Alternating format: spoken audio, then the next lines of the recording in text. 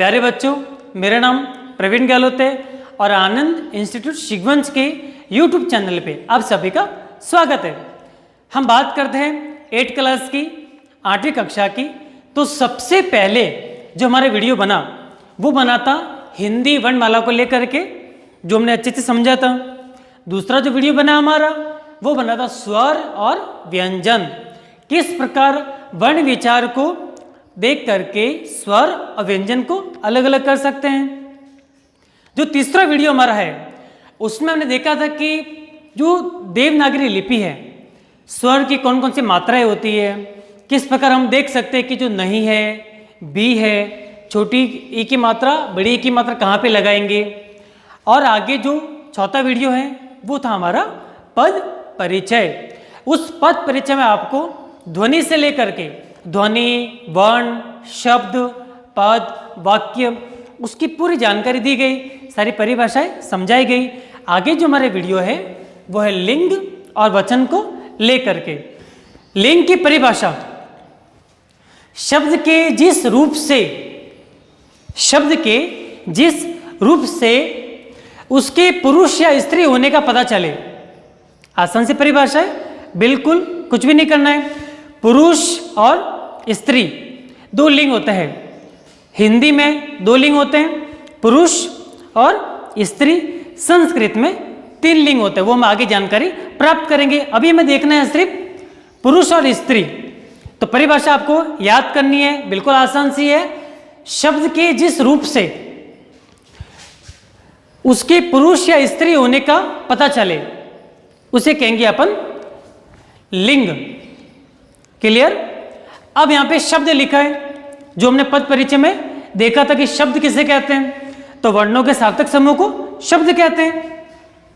अब लिंग के 2 भेद हो गए, पुल्लिंग और स्त्रीलिंग। पुल्लिंग की परिभाषा देखते हैं। पुरुष जाति का बोध कराने वाले शब्दों को क्या कहते हैं? पुल्लिंग शब्द कहते हैं। ऐसे जितने भी शब्द हैं, जिन शब्दों को बोलने से या सुनने से पता चलता है कि पुरुषवाचक शब्द है, तो क्या हो जाएगा? पुल्लिंग हो जाएगा वो। जैसे कि शेर, लेखक, पुत्र, ऐसे बहुत सारे शब्द और हो सकते हैं जो पुरुषवाचक के अंदर पुल्लिंग के अंदर आएंगे। पुरुष शब्द होगा तो पुल्लिंग के अंदर आएगा, और स्त्री शब्द होगा तो स्त्रीलिंग के अंदर आएगा। अब देखते हैं स्त्रीलिंग, वो की वो परिभाषा है, कुछ भी नहीं करना है, सिर्फ क्या देखना है? स्त्री जाति का बोध कराने वाले शब्द, ऐसे शब्द जिनको बोलने से या सुनने से हमें पता चलता है कि ये कौन सा शब्द है, तो स्त्रीलिंग शब्द है, तो हो जाएगा स्त्रीलिंग शब्द। जैसे शेर पुल्लिंग हो गया तो शेरनी क्या हो जाएगा? स्त्रीलिंग हो जाएगी। अगर लेखक पुल्लिंग शब्द है तो लेखिका हो जाएगा हमारा स्त्रीलिंग शब्द। पुत्र पुल्लिंग शब्द है, पुत्री हो जाएगा हमारा स्त्रीलिंग शब्द। उसी प्रकार बहुत सारे शब्द, जैसे चूहा पुल्लिंग हो जाएगा, चुहिया तो क्या हो जाएगा? अपने स्त्रीलिंग हो जाएगा। ऐसे तमाम शब्दों को हमें याद करना है, जो हम आगे देखेंगे। तो लिंग इस प्रकार पूरा होता है हमारा। पहले हमने परिभाषा देख ली, उसके 2 भेद देख लिए, पुल्लिंग और स्त्रीलिंग। आगे देखते हैं अपन वचन। क्यों? जहां पर भी हम बोलते हैं वहां पे वचन का बहुत ही ध्यान रखना होता है। एक वचन है तो एक वचन लिखना है, बहुवचन है तो बहुवचन लिखना है। लेकिन ये भी ध्यान रखना होगा हमको कि जो हिंदी है उसमें कितने वचन होते हैं? 2 वचन होते हैं, एक वचन और बहुवचन। और जो संस्कृत है उसमें होते हैं हमारे 3 वचन, एक वचन, द्विवचन, बहुवचन, जिसकी जानकारी हम आगे प्राप्त करेंगे। आज देखते हैं अपन वचन।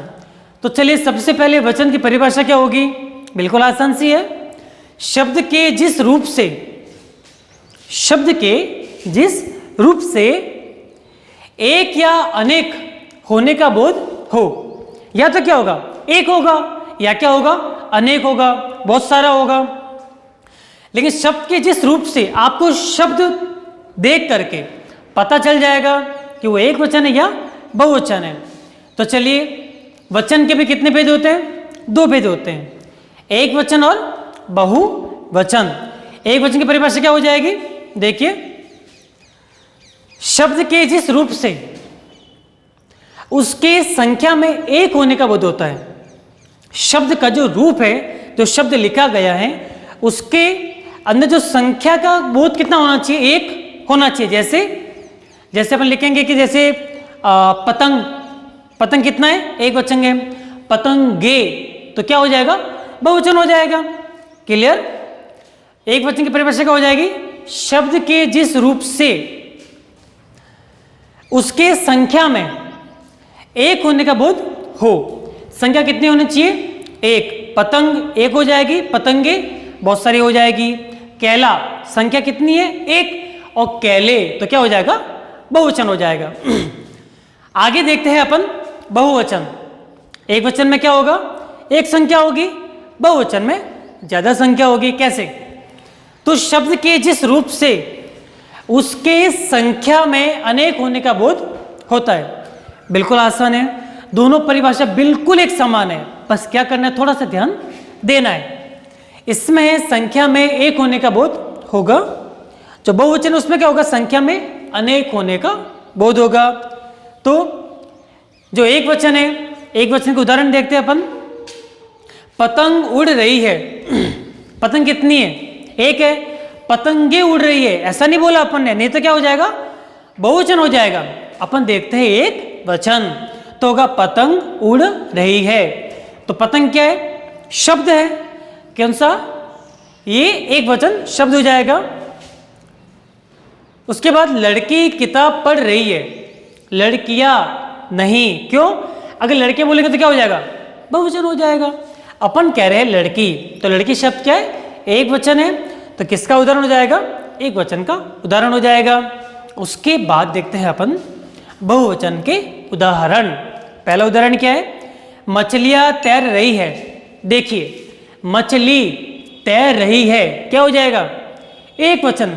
मछलियां क्या हो जाएगा? बहुवचन। तो यहां पे बहुवचन है, तैर रही है, किसका उदाहरण हो गया? बहुवचन का उदाहरण हो गया।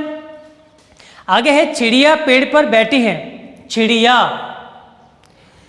ये जो अर्ध चंद्रमा वाला चिन्ह है, ये बहुवचन का प्रतीक है। जहां पर भी आएगा क्या करेगा? बहुवचन का बोध करवाएगा। तो चिड़िया, चिड़ियाए नहीं होगा, चिड़िया पेड़ पर बैठी है, तो चिड़िया बहुत सारी चिड़ियाएं हो जाएगी। इस प्रकार लिंग और वचन हमारा पूरा होता है। आगे देखते हैं कारक। अब देखते हैं कारक। पहले लिंग हो गया, फिर वचन हो गया, अब कारक। क्योंकि बिना कारक हम कुछ भी नहीं समझ सकते। चाहे कोई भी क्लास हो, कोई फर्क नहीं पड़ता, चाहे वो एलकेजी हो या फिर एमए बीए कुछ भी हो। अगर कितनी भी बड़ी क्लास होगी, तो कारक के ज्ञान के बिना व्यक्ति न तो वाक्य बना सकता है, न बोल सकता है, न सामने वाला उसकी बात को समझ सकता है, चाहे भाषा हो या कुछ भी हो। तो कारक समझना बहुत ही महत्वपूर्ण है, बहुत ही जरूरी है। तो चलिए देखते हैं कारक के बारे में। सबसे पहले कारक की परिभाषा देखते हैं। बिल्कुल आसान है।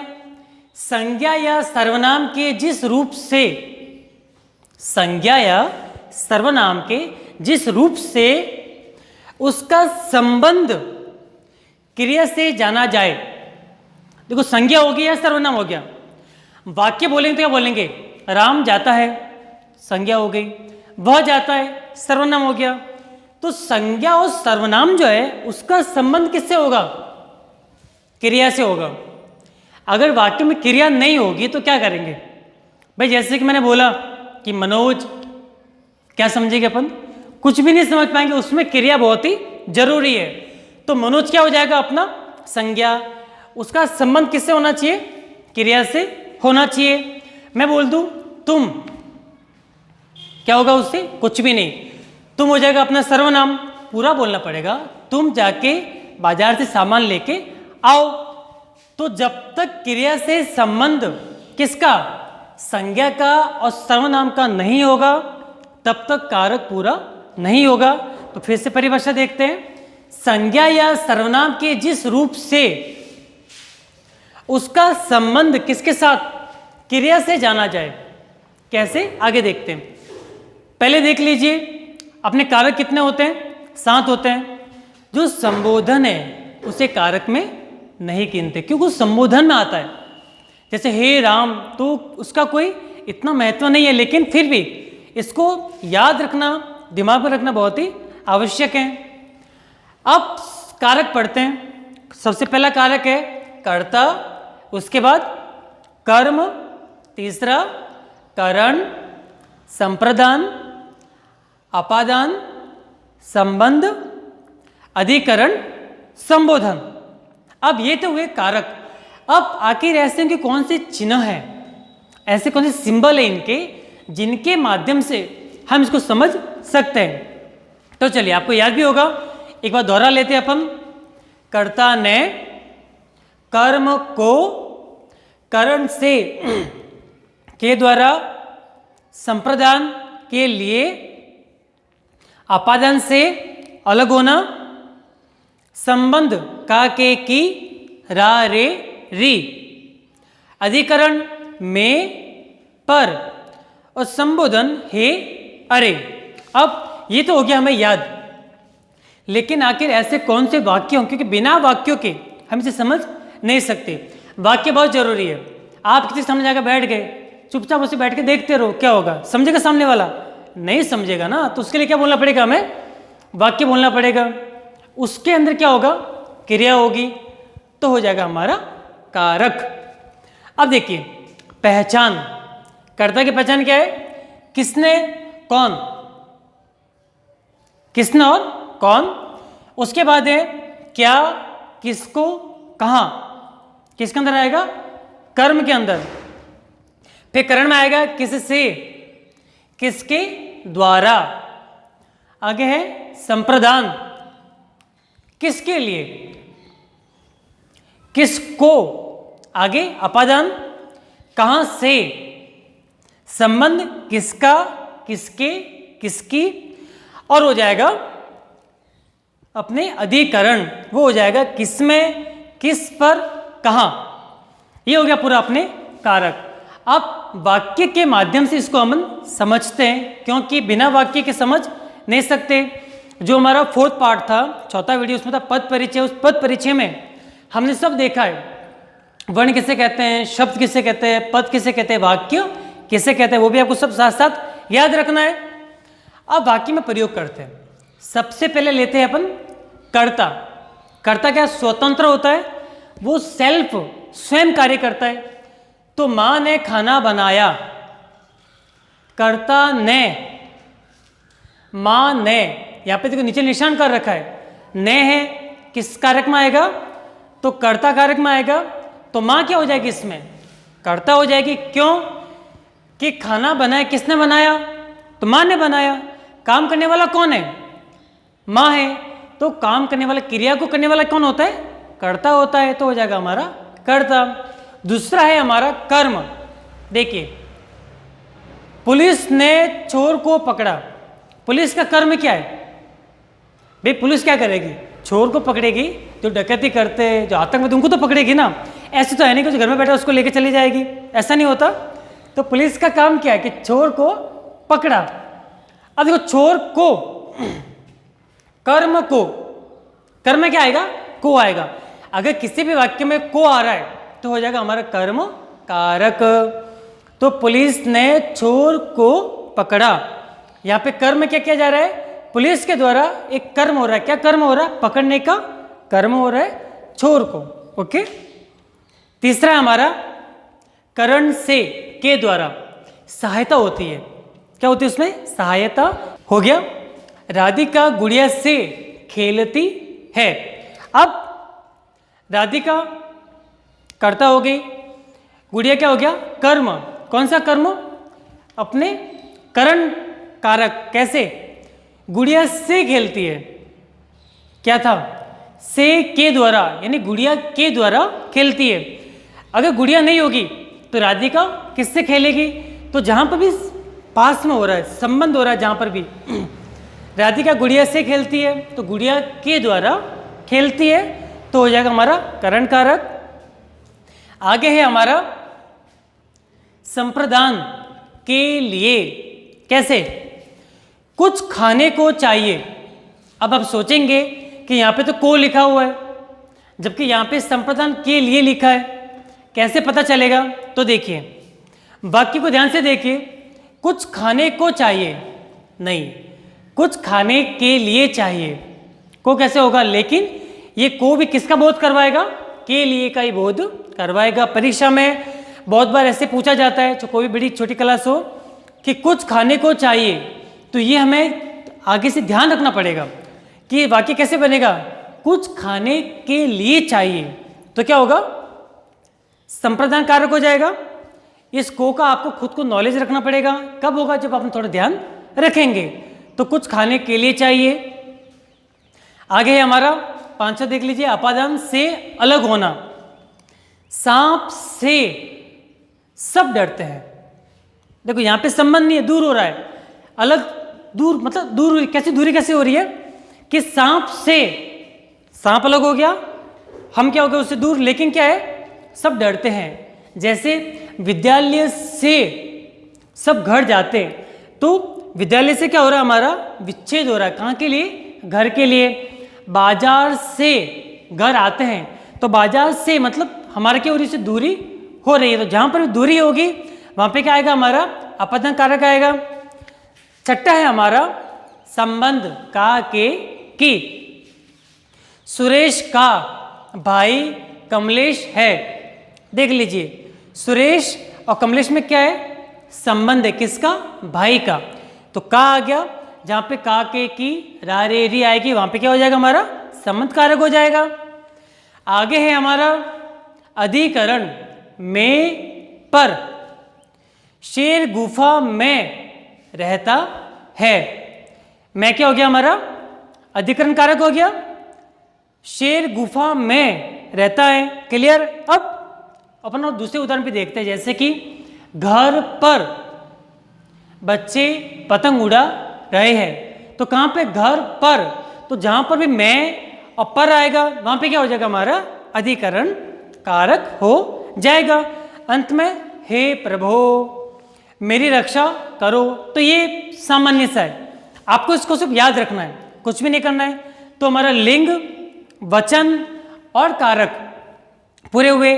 अब आगे जो हमारा नेक्स्ट वीडियो बनेगा उसके अंदर आपको पुस्तक के माध्यम से, किताब के माध्यम से समझाया जाएगा कि जितने टॉपिक हमने पढ़े हैं वो टॉपिक कहाँ कौन कौन से पेज पर है, वो किताब आपको लानी है और उसके अंदर जो पेज नंबर आपको बताए जाते हैं उसके अनुरूप सारे प्रश्न आपको कॉपी में करने हैं। तो मिलते हैं आगे के वीडियो में। जय हिंद, वंदे मातरम।